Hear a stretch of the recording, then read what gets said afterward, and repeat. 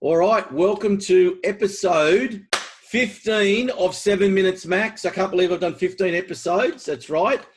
And in fact, this is the last episode in series 1, and I have the great honor of having Hillary Burton on the podcast, who was previously in the Pandoras and now in honeychain.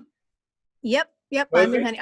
I was in both kind of simultaneously. So I was in honeychain, jumped into Pandoras, still with honeychain. So yes. So nice. It's a privilege to have you on the show.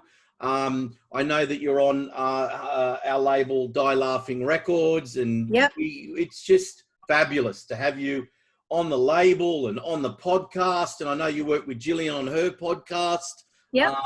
Her piece is Hear This with Hillary. I mean, you're everywhere. And right now I'm sitting in my drum booth. So and this is since we're not playing shows, I have to put our banner back here. So this is our honeychain logo is back here behind me. So yes, I'm everywhere at once, but right now I'm in my drum room. I've just realized that how stylish you are and how beautiful you are and how talented you are. And wow. It's just amazing to have you here. Well, it's super. I'm very honored to be here, and especially with number 1, 2, 3, 15. Boom. Thanks, Hillary. All right, let's have some fun together. I'm going to give you 7 minutes.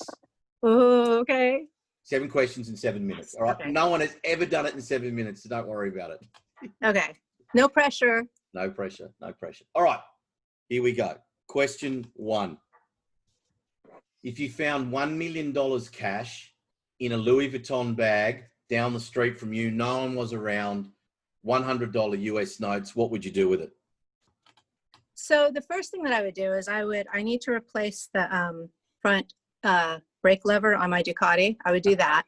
Then I would take the rest and I would, I think I'd convert it to gold. What's gold at like $1,500, $1,800 an ounce?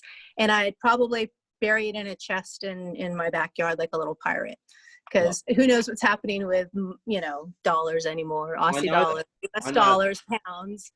Stick it into gold. I love the fact you're not one of these goody two-shoes that says, it's karma, I'd hand it back. I'm not handing nothing back. Turning it into gold. All right, love it. Okay, question 2. Well done. Yep. If you could go back in time and see any band, who would you see? Oh, wow. That's hard. You can give me more than one if it has to be. So without a doubt, I'd want to see Patsy Cline live. Not a band, but a performer. I think that would be amazing. And you know what? I really would love to have seen the Beastie Boys. I've never got to see them live. And so those would just be like 2, I know, kind of completely opposites, but yeah, for sure. Okay. All right. Patsy Cline, Beastie Boys. I don't think I'll ever get those 2 on this show again. I love it. Okay. Question 3. And you're doing really well. Like, it's actually going, we're only at a minute. And I'm not even looking at my watch. I'm one of those weirdos that still wears a watch, but yeah. Okay, go ahead. Okay. All right. Question 3. Yep. What's been your biggest rock and roll regret? Oh man, okay, so here's a good one. When the Pandoras were on tour in Europe in like August, September of 2015, I wish I would have taken more video and photos. Like I took a lot, and I've got a lot of like really great random ones. But and I was trying to be really good about writing a daily diary, because I look back now on that and I think, I wish I could have captured more, I mean, it's in my head, right? But how could I have eloquently captured this in words on paper at the time? In hindsight, you can always go back and write it, but it's not the same as the moment that you experienced it. Absolutely. So for me, probably being on tour, I mean, we did 13 shows in a row over 8 countries in Europe. And so it was like play, get on a bus, fall asleep for a couple hours, go to sound check, eat, but there was so much other stuff happening that I wish I would have documented in writing. Yeah. No, okay. Well, that's a regret. And I think if we're going to have any regrets, and regrets are hard, because we say we don't regret anything, but I'm with you on that. I thought that's awesome. All right. Question 4, and you're at 3 minutes. Question 4. All right. Thank you. Question 4. Okay, this is a good one for you. How would you describe your fashion style? Oh my God, this is like hobo. Hobo rock and roll? Yeah, I should probably take my hat off because but yeah, I mean, I don't have a style necessarily. And I know that's kind of cliche for people to say, I don't have a style and that's my style. But I mean, there's a little bit of 80s, a little bit of 60s, a little bit of 70s. There's just sort of like a lot of it, but yeah. Hobo chic today. When you say 60s, like the top 70s, the hat 60s, the pants, like that kind of thing? Kind of like a little schizophrenic, which, like on the first album, I have like a party dress and I'm like, it's juxtaposition with like this ruin behind me. And it's just like, so I love like old, even 40s, 50s fashion. But I like kind of twisting it and making it a little out of place in the urban environment.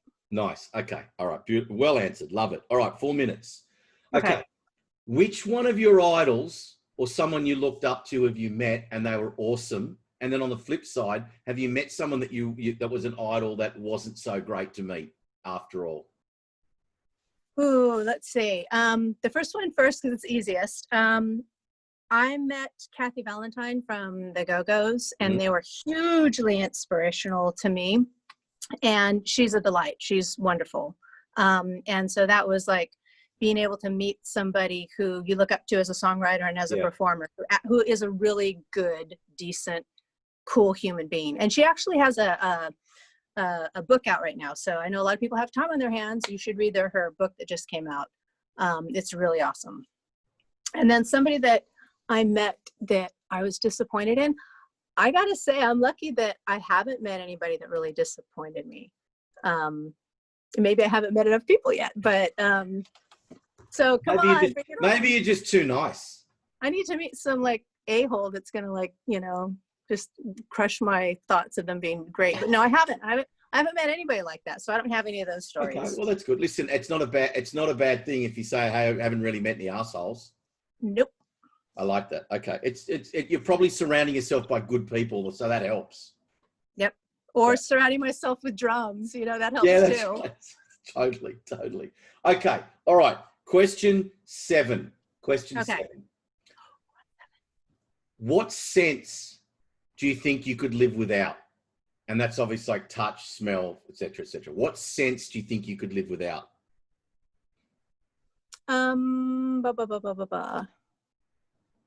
You got to go with smell. I mean, that's the lowest on the totem pole for, I'm sure, everybody. I'm sure nobody's answered that was not their answer. And if they have, I need to like. Most people, you know what most people say? They turn around and go, I could do without common sense. Yeah. Well, that's a given, but no, it's got to be. I mean, we all need ears, eyes, touch, all of those senses. So smell. Yeah. Okay. All right. I'll take that. And you know what? This is unbelievable. That's 6 minutes, 31 seconds. You are the only person, I think, in 15 episodes that has given great answers. And I ramble a bloody lot. So and we got under 7 minutes. You've actually made the show work for once. Wow. Either I'm really boring or, it's just like, those were succinct. I was succinct, man. You were great, and I let you go. I didn't cut you short, nope. and we're still under 7 minutes. So you've actually made for that last episode in series 1, Hillary Burton. You have done us proud. 7 minutes. Woo! Thanks for being on, Hillary. Thank you. That was super fun. Good luck with honeychain and anything else that you do, and thank you for being on our labels. It's a privilege to have you, and thank you for being on the show. Bye. Cheers, bye.